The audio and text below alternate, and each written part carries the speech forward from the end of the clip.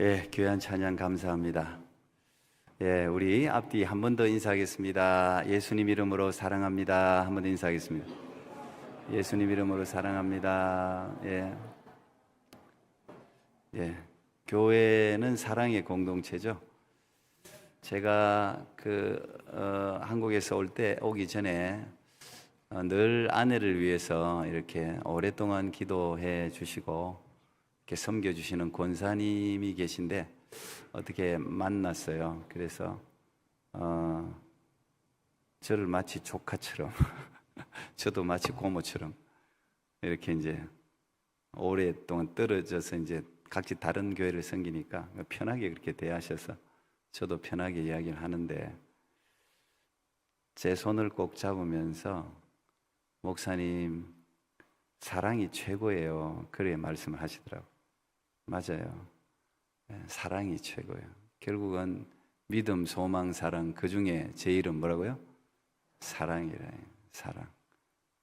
사랑의 본체이신 예수님이 이 땅에 우리를 사랑하기 위해서 오셨죠. 사랑은 보이지 않는 것이기도 하지만 보이는 것이기도 해요. 예수님이 우리를 어떻게 사랑하셨느냐? 대신 죽으셨잖아요. 내가 너를 이만큼 사랑하노니. 십자가 그거 사랑의 상징물이죠. 예수님이 우리를 어떻게 사랑하셨는지를 보여주신 상징물이 그게 십자가인 것 같아요. 너를 이만큼 사랑한다. 내 생명을 너를 살리기 위해서 죽을 정도로 사랑한다. 그래서 아마 젊었을 때 청년, 중년, 노년이 좀 다를 것 같긴 한데 그 사랑의 깊이가 좀 다르긴 하겠죠. 그러나 역시 사랑이 남는 것 같아요. 사랑이. 제가 가만히 이렇게 한국을 이렇게 자주 뜻하지 않게 자주 이렇게 뭐 자주는 아니지만 가끔씩 이렇게 나가 보면 가만히 생각해 보니까 저를 위해서 기도해 주시는 분들이 많은데요. 참 감사하죠. 근데 특별히 이렇게 가깝게 섬기는 분들을 보면 사랑의 관계가 형성됐던 분들. 그 말은 우리 설교하고 설교 듣고 은혜 받고 요 관계를 좀 더 뛰어넘어서 개인적인 접촉이 있었던 분들. 그래서 뭔가 어떤 사건을 통해서 아니면 어떤 일을 통해서 개인적으로 그분과 함께 울고 웃고 터치가 있고 포옹이 있고 뭐 이런 시간을 보냈던 분들이 보니까 다 깊이 있게 섬기는 것 같아요. 그래서 옛날에는 그 목사님들이 목회를 할 때 불가근 불가원 뭐 이런 표현을 썼습니다. 성도를 너무 가깝게 지내도 힘들고 너무 멀리 지내도 힘들고 적당한 거리를 가지고 섬겨야 목회를 그래도 잘할 수 있다, 이런 이야기를 저도 굉장히 많이 들었는데 잘 모르겠어요. 제가 여러분 가깝게 가는 게 좋습니까? 멀리 있는 게 좋습니까? 적당하게 있는 게 좋습니까? 각자 하여튼 알아서 가겠습니다. 그냥 제가 가깝게 가면 가까이 대해주시고 좀 가만히 있으면 저를 냅둬 주시고 하여튼 예. 근데 그 예수님이 하신 일들을 가만히 생각해 보면 물론 이제 그 이야기가 왜 나왔는지는 제가 목회를 하니까 너무 잘 알겠어요. 그게 어떻게 보면 참 좋은 교훈일 수도 있는데 딱 정답은 아닌 것 같긴 해요. 근데 어쨌든 이제 목회자는 많이 또 오해도 많이 받거든요. 여러 사람들 하다 보니 그렇진 않은데 어쨌든 그렇지만 어쨌든 육체적인 거리는 적당히 두는 게 좋을 것 같은데 제가 생각해도 그러나 마음의 거리는 항상 품고 있는 게 맞는 것 같아요. 항상 그 사람을 가족들 같이 저는 우리 교회 모든 리더십들이 그렇게 하기를 바랍니다. 이렇게 항상 거리는 늘 가까이 있을 수는 없잖아요. 그런데 마음의 거리는 항상 가까이 있는 게 좋을 것 같아요. 그게 뭐겠어요? 그게 기도죠. 그 목장 지기들은 목장 가족들을 한 사람 한 사람 품고 기도하고, 선교회도 마찬가지 모든 리더십들이 마찬가지 같아요. 그것만 남는 것 같아요. 그것만. 예. 그래서 누가 아픈 분들이 있고 하면 또 여러분 전화도 하고 들여다도 보고, 예, 너무 또 그분을 배려해가지고 너무 가만히 있는 것도 그것도 아닌 것 같아요. 제가 아내를 오래 이렇게 옆에 보니까 저분이 너무 힘들어하니까 전화를 자주 안 하는 거, 그거 너무 큰 배려적인 마음으로 느껴지니까. 근데 가끔씩 또 전화하고 찾아오는 것도 필요한 것 같아요. 네, 그게 또 위로도 되고 그렇게 한 것 같아요. 그래서 우리 교회는 사랑의 공동체로 하여튼 들어오면 마음이 녹아지고 따뜻하고 사람들 한 사람 한 사람을 정말 그 가족들 보는 것 같이. 제가 금요일 날 아침에 도착해갖고 밤에 우리 기도회 때문에 왔는데 우리 성도님들이 저를 얼마나 따뜻하게 반겨주시니까 아우 저도 너무 감사하더라고요. 우리 권사님들도 우리 그때 김영재 권사님도 그죠? 우리 강순희 권사님 들어오면서 반갑다. 우리 현국성 권사님도 그랬고, 예, 막 저를 막 그냥 허그를 해주시는데, 예, 좋더라고요. 그게 좋은 것 같아요. 하여튼 다시 한번 앞뒤 저는 인사드립니다. 정말 반갑습니다. 웃으면서 한 번 더 인사하겠습니다. 반갑습니다. 예, 사랑합니다. 예, 사랑합니다. 예, 할렐루야. 예, 예, 좋습니다. 오늘 오니까 교회가 많이 바뀌었어요. 제가 없는 동안에 우리 장로님 위시에서 우리 집사님들이 공사를 많이 하셨습니다. 이 빛이 환하게 이렇게, 제가 좀 더 잘생겨 보이지 않습니까? 또 이제 너무 야위면 이게 또 야윈 게 또 드러나고 그늘이 막 져가지고 그랬는데 좀 밝으니까 좋은 것 같아요. 예. 빛으로 오신 예수 그리스도. 이 빛이 비쳤는데 어둠이 물러가지 않으면 이거 빛 역할이 아니잖아요. 근데 어쨌든 우리가 빛을 비췄을 때 밝아지는 것은 감사할 일이에요. 당연한 것 같지만 감사할 일이에요. 이 오늘 대림절이 교회력으로 시작입니다. 교회력의 달리기의 시작은 항상 대림절부터 시작해요. 그래서 이제 출발하는 거 이제 교회가 대강절, 강림절 이렇게 부르는데요. 12월 25일 성탄절 전 4주일을 대림절로 그렇게 지키거든요. 대림, 대강, 강림 다 마찬가지입니다만 한문이잖아요. 한문으로 치면 임하기를 기다린다 그런 뜻이에요. 오시기를 기다린다. 이제 그런 게 대림절인데 누가 오시기를 기다리는 겁니까? 온 세상의 구세주이신 예수님이 오시기를 기다리는 거죠. 대림절을 영어로는 어드벤트 이렇게 부르는데 이게 라틴어죠. 영어는 대부분 라틴어에서 왔는데 어드벤투스라는 단어에서 나왔습니다. 이 단어도 도착한다, 기다린다 그런 뜻인데 아시다시피 로마의 왕이 어느 마을에 간다, 그 정갈이 오면 그 로마의 왕이 도착하는 걸 기다리는 걸 그 어드벤투스예요. 어드벤투스. 왕이 우리 마을에 오신다고 얼마나 잔치겠습니까? 거기에서 인용해서 이 기독교에서 쓰고 있는 거죠. 왜요? 만왕의 왕은 예수님이잖아요. 예수님이 진정한 왕이시니까 그 왕을 기다리는 절기가 대림절입니다. 이게 공식적으로는 567년 투르 공의회에서 정해졌는데 그때만 해도 제가 그때 태어났으면 아마 한 달 내 금식에 있을 거예요. 수도사들은 한 달 내에 매일 한 끼, 두 끼 이렇게 금식을 시켰습니다. 그러면서 자신을 돌아보게 만들었죠. 중년 손님 오면 우리가 집 청소하잖아요. 그 청소하는 날이잖아요. 담임 목사 신방을 우리가 여러분들이 거부하는 이유는 청소하기 싫어갖고 내년에 저를 좀 많이 초청하세요. 신방 받는 것도 기쁜 일이잖아요. 신방하면 저희들도 마찬가지예요. 누가 저희 집에 온다 그러면 청소를 이제 막. 근데 우리 영혼의 주인, 우리 영혼의 심판자, 이 세상의 주인, 온 우주의 창조자, 그분이 오신다는데 청소해야 되잖아요.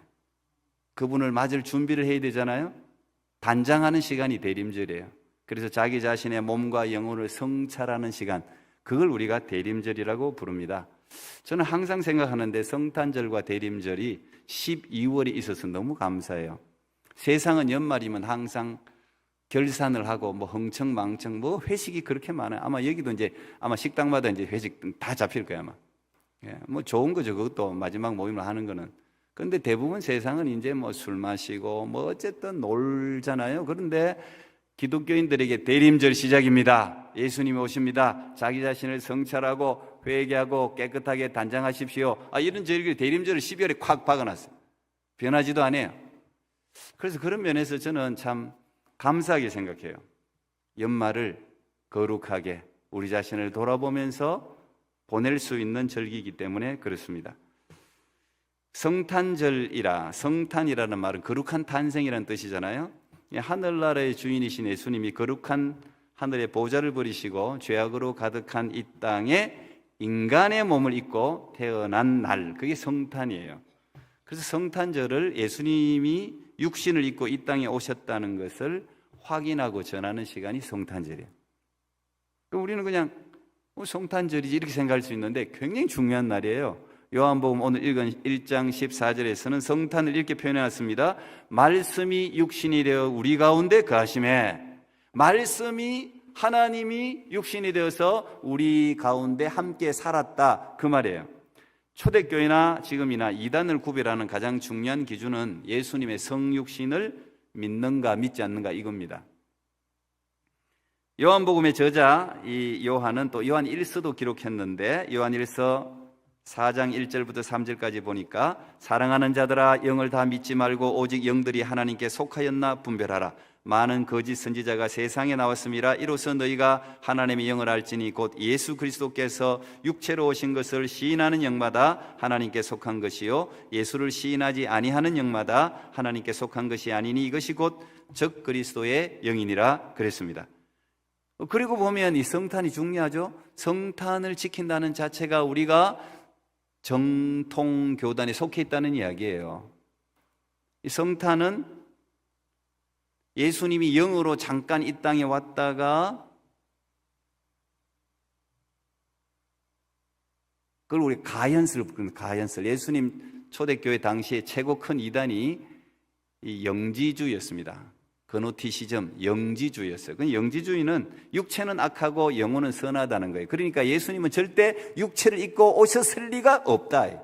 영으로 잠깐 예수라는 사람의 몸에 왔다가 십자가에 못 박히셔서 죽으시기 전에 나가셨다. 이게 육체로 오지 않았다. 그게 가현설, 그노티시즘, 영지주의였어요. 그래서 오늘 요한이 콱 못 박는 거예요. 예수님은 육체를 입고 이 땅에 오셨다. 흙으로 만든 우리와 동일한 육체를 입고 이 땅에 오셔서 인간이 겪는 동일한 모든 고난과 아픔과 모든 수고를 친히 겪으신 분이다. 이 간결한 사실을 믿는 것이 매우 중요합니다. 성탄을 믿으시죠? 예수님이 육체로 이 땅에 오신 거죠. 대림절에는 여러분 저기에 초가 이제 5개가 있습니다. 초 4개의 불을 밝히고 12월 25일 우리가 새벽 예배를 드리는데 그때 이제 이 마지막 초를 밝힐 텐데요. 초를 하나씩 밝히는 전통이 있어요. 빛으로 오신 예수 그리스도를 상징하는 거죠. 그게 뭐 hope, love, joy, peace 그 4가지를 상징합니다. 오늘 이 요한이 요한복음을 시작하면서 요한복음은 마태, 마가, 누가복음하고 좀 다르거든요. 마태, 마가, 누가복음은 육체로 오신 예수 그리스도의 그 언제 태어났고 뭐 이런 출생 기록이 있다면 요한복음은 출생 기록이 없습니다. 예수님은 하나님이시다 이렇게 이제 선포하면서 시작하는 거예요. 태초에 말씀이 계셨고 이 말씀이 곧 하나님이신데 그 하나님이 바로 예수님이시다 이렇게 이제 선포하면서 시작하는 게 요한복음이에요. 정말 특별한 복음서고 굉장히 여러분이 영적 눈을 여신 분들은 요한복음이 다르게 보입니다. 굉장히 성령 충만한 복음서예요. 사실은 태초에 말씀이 계셨다. 이 이제 태초라는 단어가 아르케라는 단어를 쓰는데요. 이 아르케라는 말은 이 철학 용어를 빌어 쓴 거죠. 근데 어쨌든 이 헬라 문화에 맞게 지금 요한이 기록하고 있는 거예요. 요한복음이 사복음서 중에 제일 늦게 기록된 거니까 그 당시에 이제 신앙생활하는 기독교인들은 대부분 헬라인들이었어요. 그래서 헬라인들에 맞는 복음을 지금 전하고 있는 겁니다. 그래서 아르케라는 단어를 가져와서 사용하는데 이 아르케라는 단어는 모든 것의 기초, 모든 사물의 본질, 에센스, 또 최종의 목적 그런 걸 의미하는 게 아르케라는 뜻이에요. 태초에. 그러니까 무슨 말이냐? 이 세상은 사람들이 이야기하는 물이나 불이 최초의 원소가 아니고 또 다른 원소로 지어진 게 아니고 말씀으로 창조되었다, 그 얘기예요. 그 말씀이 바로 예수님이다. 다시 정리하면 이 세상은 예수님이 창조하셨다, 예수님이 이 세상의 주인이시다, 그 말이에요. 그걸 선포하는 게 요한복음이에요. 창세기도 동일하게 우리에게 말하죠. 하나님이 빛이 있으라 하시니 가라사대 말씀하시니 빛이 있었고, 이렇게 창세기하고 똑같은 구조잖아요. 하나님이 이 세상을 창조하셨고 말씀이신 하나님이 이 땅에 오셨다. 이 세상은 하나님 거예요. 만든 사람이 주인이니까. 그런데 오늘 요한복음 보니까 이 주인이 이 세상에 왔는데 그들이 영접하지 않았대. 주인이 왔는데 주인을 몰라봐요. 주인을 오히려 거부해. 주인을 죽여버렸어요. 빛이 어둠 가운데 왔는데 어둠이 그를 깨닫지 못했대. 있을 수 없는 일이죠. 캄캄한 어둠 가운데 빛이 비추는데 어떻게 그 빛을 모르겠어요. 근데 빛을 몰랐대. 이 세상이 예수님을 몰랐대요. 그건 의도적인 거부죠. 봤는데 못 본 척 하는 거야. 비기 싫은 사람이 있으면 보이는데 못 본 척 하는 거, 그 가끔씩 우리들이 하는 일 아닙니까? 가끔씩. 지금 이 세상이 그렇다는 거예요. 빛이신 예수님이 주인이 이 땅에 오셨는데 스스로 봉사로 모른 채 하는 거예요. 거부하는 거예요. 왜요? 싫으니까. 왜 싫어합니까? 이 세상은 어둠 가운데 있으니까. 어둠은 결국 죄잖아요. 죄. 어둠의 자녀 그러잖아요. 죄. 이 세상이 죄로 가득 찼기 때문에 진리이신 예수님이 이 땅에 빛으로 온 걸 싫어하는 거예요. 그래서 일부러 맹인 행세를 하는 거예요. 못 본 척 하는 거예요. 빛이 오면 이 빛이 하는 역할은 뭡니까? 색깔을 구분해 줘요. 이 빛의 점은 색깔을, 빛이 없으면 색상을 구분 못 하잖아요. 색상을 구분해 주죠. 그리고 빛은 사물을 구분해 줍니다. 이게 사람인지 동물인지 컵인지 뭔지 구분해 준단 말이에요. 어둠 가운데 들어가면 저 사람이 죄를 짓는지 안 짓는지, 선한 사람인지 악한 사람인지를 빛이 들어가면 구분해 주는 거예요. 왜 어둠의 자녀들이 빛을 싫어하죠? 벌레들이 빛을 쫙 비추면 싹 숨잖아요. 막 어둠에 있는 벌레들은 다 숨잖아요. 어둠은 사단이죠. 죄입니다. 어둠은 결코 빛을 좋아하지 않죠. 드러나기를 싫어합니다. 빛을 반기지 않습니다. 그런데 어둠이 아무리 빛을 싫어해도 빛을 이기지는 못합니다. 오늘 5절에 보니까 빛이 어둠에 빛이 돼 어둠이 깨닫지 못하더라 이렇게 기록해놨는데, 이 세 번역에서는 어둠이 이기지 못하더라 이렇게 번역을 해놨어요. 이 이기지 못하더라는 이 헬라어 단어는 끝까지 매달려서 이길 때까지 추적한다는 뜻을 가지고 있습니다. 그러니까 이 어둠이, 세상의 어둠이 예수님을 끝까지 추적해서 십자가에 죽여버렸잖아요. 끝까지 어쨌든 예수님을 죽이려고 그 싫어해가지고 결국은 죽였어요. 이겼습니까? 결코 그렇지 않죠? 예수님이 진 것 같고 어둠이 이긴 것 같았는데 예수님이 죽음을 박살내고 부활하지 않았습니까? 그래서 부활이 기독교의 놀라운 상징이 되는 것이죠. 아무리 어둠이 득세해도 결코 빛을 이길 수 없습니다. 어둠이 몸부림치고 광기를 부리고 빛을 거부하고 영접하지 않아도 빛이 비추면 어둠은 사라질 수밖에 없는 것입니다. 그래서 빛이신 예수 그리스도가 이 땅에 오신 게 그렇게도 소중하고 중요한 거예요. 예수님의 탄생 자체가 어둠에 대한 승리의 선포입니다. 여러분, 이 어둠 가운데 있는 사람들이 빛을 얼마나 소망하겠습니까? 빛이 비추면 만물이 소생합니다. 지금 우리가 받고 있는 태양은 의의 태양이신 예수님의 그림자에 불과해요. 우린 태양이 엄청 위대한 것 같지만 태양계는 태양을 중심으로 도는 행성들이 다 태양계잖아요. 태양을 중심으로 돌잖아요. 태양을 떠나면 살 수 없어요. 태양이 비치지 않으면 다 얼음의 땅, 어둠의 땅, 죽음의 땅이 되는 거예요. 우리도 마찬가지입니다. 예수님을 떠난 인생은 죽을 수밖에 없는 거예요. 요한은 예수님의 탄생을 빛이 어둠에 비쳤다 이렇게 말했습니다. 빛이 얼마나 소중한지는 어둠 속에 살아보면 알아요. 지금 여기도 저도 제 조카가 처조카도 왔고 저희 누님 아들도 여기 와서 꽤 살았는데 그때마다 제가 방을 구해줬는데요. 제 그 누님 아들은 처조카는 딸이라서 지상으로 구해줬고 저는 아들이라서 싼 데로 어둠 가운데로 구해줬어요. 지하로. 근데 여러분, 뭐 저도 이제 신혼 때 2년을 지하에 전세를 얻어갖고 생활을 했어요. 그러니까 이 빛이, 이 햇빛이 들어오는 집에 사는 게 그리 부럽더라고. 아마 여러분은 여기 지하에 오래 사신 분들 많을 거예요. 지하는 진짜 지하입니다. 추워요, 거기. 겨울에 특히 추워요. 근데 그 캄캄한 지하에서 여러분 그 지상으로 올라와서 만약에 집을 뭐 구입까지 했다면 더 좋겠지. 그거 얼마나 기쁜 일입니까? 한 줄기 빛이 들어온다면 그 반가운 일이죠. 여러분, 그게 구원이에요. 그게 구원. 저는 우리의 구원이 이게 얼마나 감격적인 일인가. 제가 이 설교 준비하면서 또 오래전에 칠레에서 일어났던 그 칠레 광부 사건이 다시 한번 생각났습니다. 이게 2010년에 일어난 일입니다. 칠레 북부 산호세 광산의 지하 갱도가 무너지는 바람에 지하 약 630m에서 일하던 광부 33명이 갑자기 매몰된 사건 다 기억하시죠? 하도 오랫동안 매스컴을 탔기 때문에. 저는 조금 이제 폐쇄 공포증이 조금 있어요. 지하 들어가면 좀 이렇게 답답해져요. 이렇게 막 가슴이 뛰어요. 근데 우리가 지하 630m, 그럼 우리가 사실 상상이 잘 안 돼요. 지하 630m가 어느 정도인지. 근데 여러분 CN타워 있잖아요. 이 CN타워가 몇 미터인지 아세요? CN타워가 553.33m입니다. 그러니까 이 CN타워를 거꾸로 땅속으로 박아가 거기서도 100m 더 들어간 곳에 이분들이 갇혀 있었다는 이야기예요. 거의 뭐 죽음이죠. 실신이죠. 생각만 해도 저는 숨이 차요. 살 희망이 완전히 사라졌다고 볼 수 있죠. 칠레 국민들도 거기에 아버지도 있었을 거고 아들도 있었을 거고 그 가족들이 얼마나 애타게 찾았습니까 그때. 근데 그때 막 한참 막 찾았는데 10일이 지나고 15일이 지났는데도 아무런 희망을 발견할 수 없었습니다.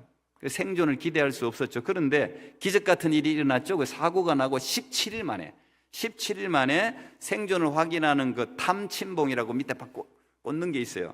거기에 쪽지 하나가 매달려 올라왔잖아요. 기억하시죠? 그 쪽지에 매달려서 올라왔는데 거기 쪽지에 지하 피신처에 광부 33명이 살아있다. 이런 쪽지가 거기에 매달려 올라온 거예요. 그때부터 난리가 났지 않습니까? 전 세계가 난리가 났어요. 그때부터 본격적인 구조 작업에 들어갔고 매스컴이 이목을 집중했는데 그때 칠레 대통령이 이런 말을 했습니다. 우리는 당신들을 구해내기 위해 최선을 다할 것입니다. 우리는 사람이 할 수 있는 모든 노력을 다 기울일 것입니다. 그 칠레 대통령이 그런 말을 해갖고 세상에 참 감동을 줬습니다. 그리고 실제로 정말 노력을 많이 했어요. 그래서 미국 나사에 도움을 요청했잖아요. 그래서 미국 나사가 의료진을 보냈을 뿐 아니라 특별 구조용 캡슐을 만드는 거 기억하시죠? 딱 한 사람만 탈 수 있는 그 캡슐을 만들어가 제작해서 보내줬습니다.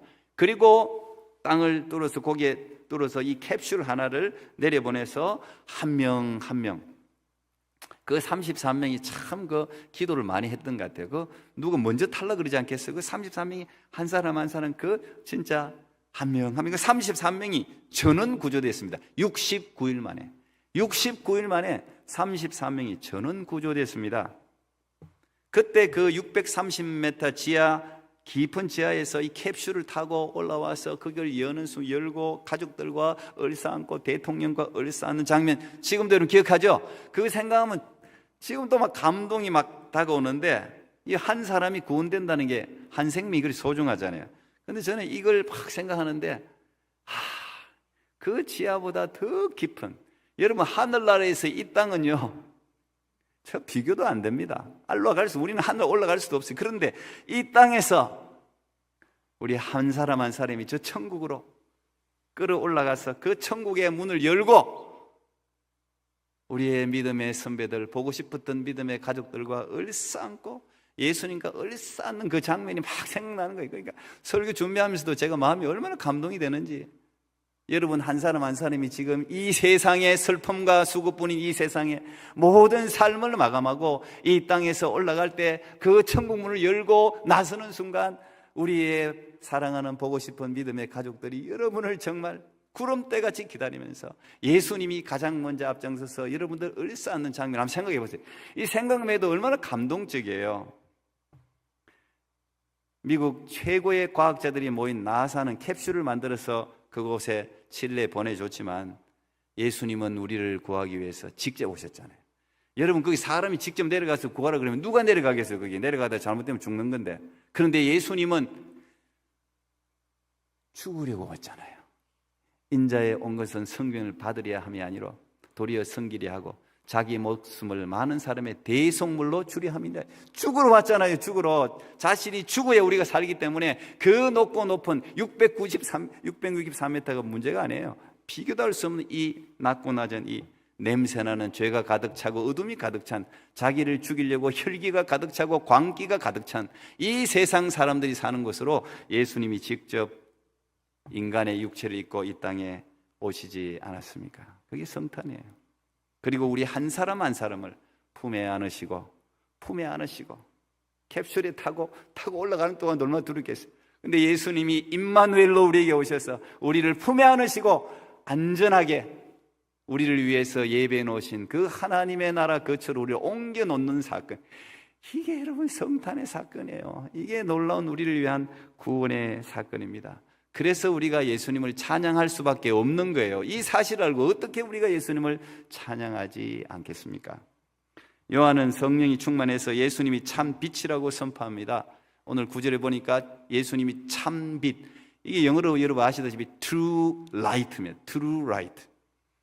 근데 이 참 빛, 진짜 빛, 진짜라는 말을 강조하는 것은 가짜가 있기 때문이죠. 예수님이 오시기 전에 세상에는요 전부 가짜 빛이었어요. 가짜 빛. 사람들은 그 가짜가 진짜인 줄 알고 따라갔습니다. 지금도 마찬가지예요. 태브너클이라는 구약의 성막, 그 성막 안에는 성소와 지성소가 있는데 특별히 성소, 지성소는 사중겹으로 덮개가 덮여 있어가지고 바깥빛이 하나도 못 들어오게 돼 있어요. 바깥빛이 바늘 구멍만큼도 못 들어와요. 거기는. 그 대신 그 안에 그들을 밝히는 빛은 번제단에서 불을 받아서 밝힌 등대불, 그 등대불만이 성소 안을 밝히는 거예요. 그 등대불이 꺼지면 그냥 캄캄한 거예요. 왜? 세상에 바깥에 빛이 들어와서는 안 되기 때문에 그래요. 오늘도 마찬가지입니다. 여러분, 이 교회 안에도요 가짜 빛이 들어오면 안 되는 거예요. 예수 그리스도의 진리의 빛만 들어와야 돼요. 이 가짜 빛은 뭡니까? 가짜 빛은 온갖 세상의 철학, 온갖 세상의 사상, 이데올로기, 가치관, 지식, 유행, 트렌드, 이 모든 것이 세상의 빛이에요. 근데 죄송하게도 많은 사람들이 이 가짜 빛을 따라가고 있다고. 여러분, 가짜 빛은 절대 우리를 영생으로 인도하지 못합니다. 세상의 빛을 쫓아가면 당장 좀 만족이 되고 즐거울 수는 있어요. 그러나 다 죽고 맙니다. 오직 예수 그리스도만이 길이요 진리요 생명이심을 믿습니다. 예수님만이 우리를 영생으로 인도하는 빛을 품고 계시다고요. 예수님이 그래서 참빛, true light이라고요. 헬라 단어가 그걸 쓰는 거예요. true light, 특별한 거예요. 이 빛을 받은 자만이 영생을 얻을 수 있습니다. 우리가 예수님을 믿는 목적은 생명을 얻기 위해서잖아요. 요한복음에는 그걸 참 잘 기록해놨어요. 성령 충만해서 정말 기록해놨어요. 요한복음 10장 10절 보면 도둑이 오는 것은 도둑질하고 죽이고 멸망시키려는 것뿐이요 내가 온 것은 양으로 생명을 얻게 하고 더 풍성히 얻게 하려는 것이다. 이게 예수님이 이 땅에 오신 목적이에요. 그런데 예수님이 우리에게 주시는 생명은 지금 여러분들이 누리는 이 생명이 아닙니다. 이 생명은 비오스가 아니고 조에라는 단어를 써요. 영어로는 life라고 똑같이 쓰고 있고 한국말로는 생명이라는 단어를 똑같이 번역해놨지만 실제로 이 쓰고 있는 헬라어는 완전히 다른 단어를 사용하고 있습니다. 이 비오스와 조에는 하늘과 땅 차이예요. 이 비오스라는 생명은 부모로부터 받은 육체적 생명을 의미합니다. 세상에 태어난 모든 사람들이 가지고 있는 생명, 그게 비오스예요. 동물들도 가지고 있는 생명이에요. 그저 태어나서 살다가 죽는 생명이에요. 여러분, 생물학이라고 할 때 바이올로지라는 단어를 쓰잖아요. 그 바이올로지, 바이오라는 말이 여기서 나온 거예요. 이 생명은 죄로 말미암아 죽을 수밖에 없는 생명입니다. 그러나 예수님이 우리에게 주시는 생명은 조예요. 조예. 이 요한이 사용한 생명이라는 단어는 거의 다가 조에라는 단어를 사용하고 있습니다. 예수님으로부터 받은 새로운 생명이죠. 이 생명은 이 생명은 부모로부터 받은 생명이 아니에요. 예수님으로부터 받은 생명이요. 예수님을 받아들인 사람, 예수님을 믿는 사람에게 주어지는 생명입니다. 이 생명은 죄로 말미암아 죽는 생명이 아니라 영생하기 위해서 위에서부터 부어지는 생명. 이 생명을 받은 사람만이 영생을 하는 겁니다. 오늘 요한복음 1장 12절 13절 영접하는 자 곧 그 이름을 믿는 자들에게는 하나님의 자녀가 되는 권세를 주었으니 이는 혈통으로나 육정으로나 사람의 뜻으로 나지 아니하고 오직 하나님께로부터 난 자들이니라 그랬죠. 오늘 이 대림절인데 여러분들이 예수님을 영접하여 하나님의 자녀로 거듭나는 은혜가 있기를 축복합니다. 이게 반드시 거듭나는 거예요. 이 생명을 받아야 되는 거예요. 영접한다는 말은 믿는다는 말이에요. 믿는다는 게 영접한다는 이야기예요. 그래서 믿음이 중요한 겁니다. 왜? 예수님을 영접하는 사람만이 하나님의 자녀, 어둠의 자녀가 아니라 빛의 자녀가 되는 거예요. 이 조예의 생명이 그에게 임하는 것입니다. 하나님이 세상을 이처럼 사랑하사 독생자를 주셨으니 이는 저를 믿는 자마다 멸망치 않고 그 다음 뭐예요? 영생을 얻게 하려 하심이니라. 이 영생이 조예예요. 조예. 비오스가 아니란 말이에요.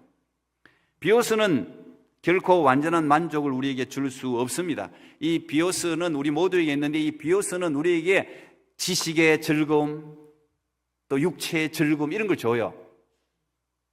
그런데 이 모든 것들을 누렸던 사람이 솔로몬 왕이었습니다. 솔로몬 왕이 이 비오스의 생명을 마음껏 누렸어요. 누리고 난 뒤에 한 이야기가 뭡니까? 전도서 헛되고 헛되고 헛되고 헛되니 모든 것이 헛되도다. 이 비오스 생명 결국 죽게 돼 있어요. 비오스로 신앙생활하는 사람은 예수님을 결국 도덕적 성인 정도로 해서 그밖에 못해요. 예.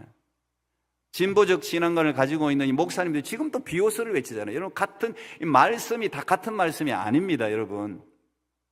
교회는 어떤 목사님 근데 저도 공감을 했어요. 교회는 가깝다고 그 교회 다니는 게 아니래요. 교회는 멀어도 살아있는 말씀을 전하는 교회를 다녀야 되는 거예요. 그래야 조회가 일어나는 거예요. 비오스는 도덕적 교훈을 주고 감화를 주는 거예요. 감동을 주는 거예요. 믿음을 삶의 질을 높이는 수단 정도로만 생각하는 거예요. 예수님이 우리에게 주시는 생명은 삶의 질을 향상시키는 계몽 사상이 아닙니다. 예수님이 우리에게 주는 생명은 질적으로 다른 거예요. 완전히 다른 생명을 우리에게 주기 위해서 이 땅에 오신 거예요. 그래서 이 조회라는 생명을 받은 사람은 성경이 감동적으로 이게 다 보여요. 이게 영의 눈이 열리고 예수님을 받아들여야 되거든요. 예. 보인다니까요. 저는 이제 목사니까 제가 많은 목사님들 설교를 진짜 많이 들어요. 이름 있는 설교, 이름 없는 사람 유튜브 요즘은 50명 성도님들도 유튜브를 올리고 5,000명, 5만 명 성도님, 목사님들도 유튜브 올리니까 저는 다 듣습니다. 저는 구별하지 않고 일주일에 한 2편 정도는 기본적으로 들어요. 기본적으로. 왜? 저도 계속 들어야 되니까. 들어야 되는데 제가 들어보면 제가 판단할 수는 없는데 저는 그건 구분할 수 있어요. 목사님들이라고 다 영적으로 거듭난 건 아닌 것 같아요. 죄송하지만. 예. 이 비오스의 생명을 전하는 목사님들이 많아요. 비오스의 생명. 여러분 감동받는다고 다 그게 좋은 설교가 아닙니다. 거듭나게 하는 설교. 하늘의 생명을 전하는 설교. 이게 중요한 거예요. 이걸 받아요. 이 말씀을 전하는 교회로 다녀야 되는 거예요. 그래야지 조회의 생명을 얻을 수가 있는 거예요. 굉장히 중요한 이야기예요. 1956년 한국 대학생 선교회를 설립하신 분이 고인이 되신 김중곤 목사님이십니다. 이제 CCC라고 이렇게 설립을 했는데 대학생 선교에 굉장히 큰 기여를 하신 분이죠. 많은 목회자와 대학생들이 이분의 선한 영향력을 받았는데 지금도 하더라고요. 제가 우리 셋째 선진이가 한국에 이제 교환학생으로 갔을 때 그 학교에 CCC 무조건 들어가라고 그랬어요.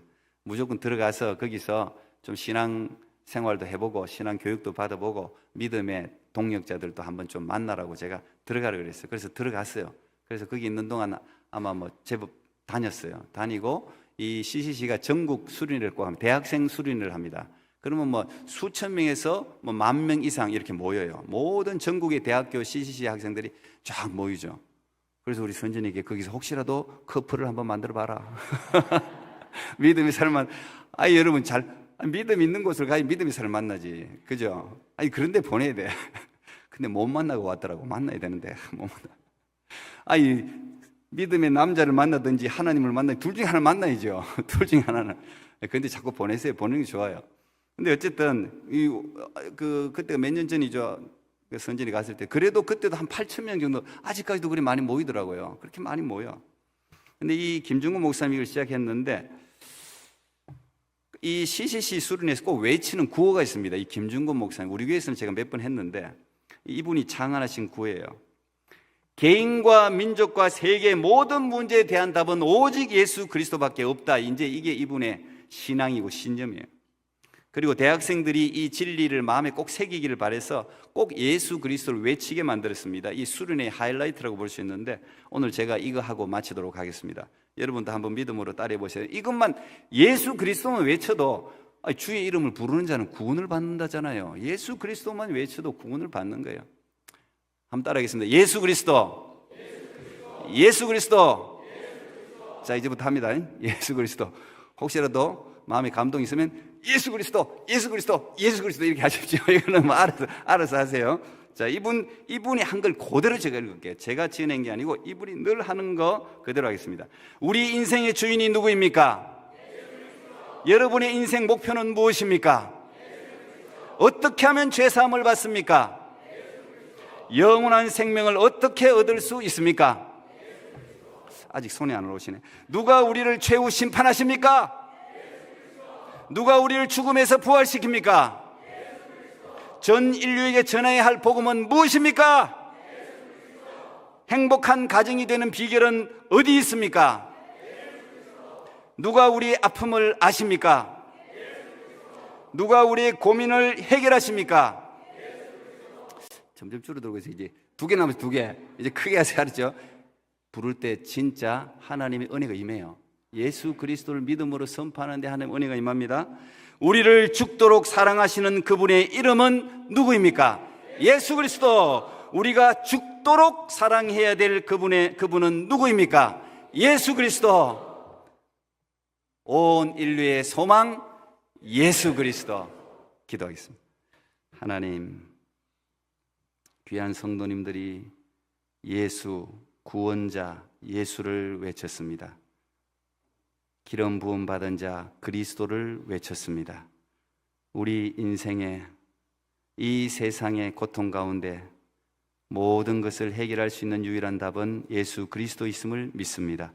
예수 그리스도, 우리의 소망 예수 그리스도를 기다리는 대림절을 허락하신 주님, 이 대림절을 통해서 우리 모든 성도님들이 예수님을 만나게 해 주시고, 육체의 질병도, 영혼의 아픔도, 세상의 모든 고민과 모든 근심과 걱정과 문제도 예수 그리스도 안에서 해결받는, 그래서 예수님을 더욱더 찬송하는 놀라운 대림절을 우리 모두가 맞이하게 하옵소서. 예수님 이름으로 기도하옵나이다. 아멘.